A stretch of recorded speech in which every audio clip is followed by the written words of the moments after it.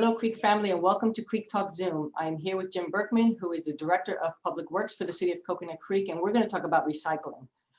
Due to the global market and contamination, a lot has changed with cities and their recycling programs. Can you tell us a little bit further about what's happening in recycling these days? Yeah, since China made a decision to stop accepting recyclable materials or greatly reducing the amount of recyclable materials it would accept from the United States, the global market demand for recyclable materials has been, in some cases like glass, non-existent, and in other cases like plastics number 3 through 7 or mixed paper, the demand has been very low.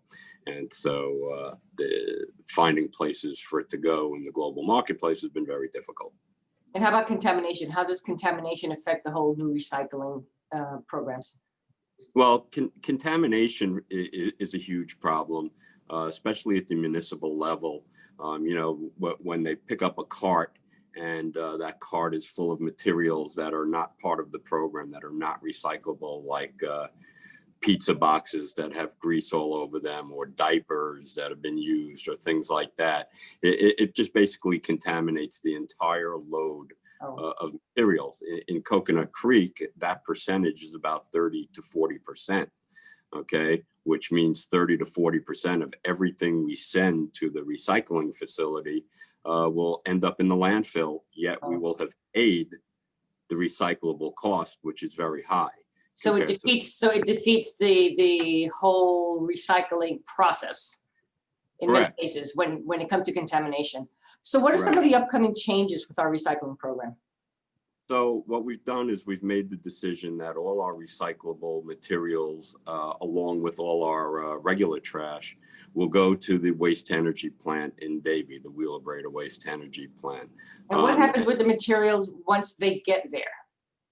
So what will happen at the Wheelabrator is they will separate out the ferrous and non-ferrous metals from whatever load we drop there.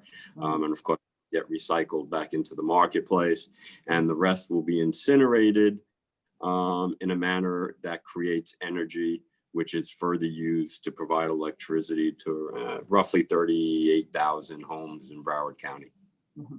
So what exactly then is happening with our specific program? So what happens, in a residential home and they have recyclables and they have garbage? What exactly happens in that household? Well, what should happen now is that because all the materials are going to go to the same place, they take all the materials and put it in their green trash cart. They do not have to separate them into the green and white trash carts anymore, which should make it a little easier. And our processing costs will be much less. Okay, so then what happens now then to their white recycling carts? So beginning in January, around the 4th of the month or so, right after New Year's, the city is going to begin collecting back the white recycling carts. Okay. And what happens? Is there a cost savings to all of this? Yes. So we used to make about $40,000 a year in processing recyclable materials that were in the white carts.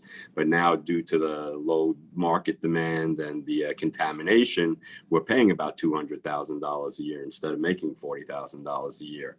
So by sending everything to the waste energy plant, the city should receive a savings in the area of $50,000 a year, give or take.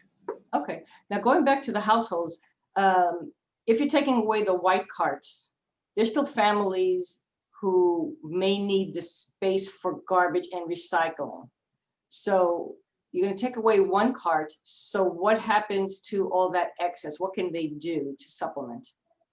Well, for a short period of time, the city is making available another green cart for purchase at $20 per cart up until a certain date. That's a significant difference from what it would normally cost them, correct? Yes, the cart costs us wholesale $40 a cart. So the city is supplementing the difference between the cost of the cart and what the resident would pay to get the extra cart. Okay, so there is an option for residents to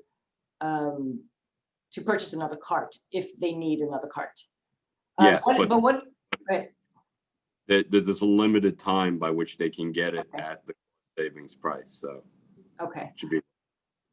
What if some residents still actually want to physically separate their recycling?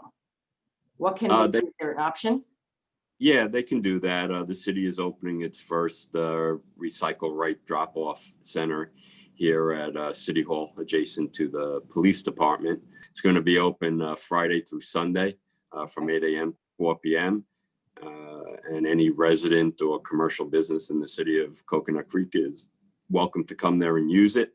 And all the materials that are collected at that facility will be processed at a materials recovery facility and put back into the marketplace.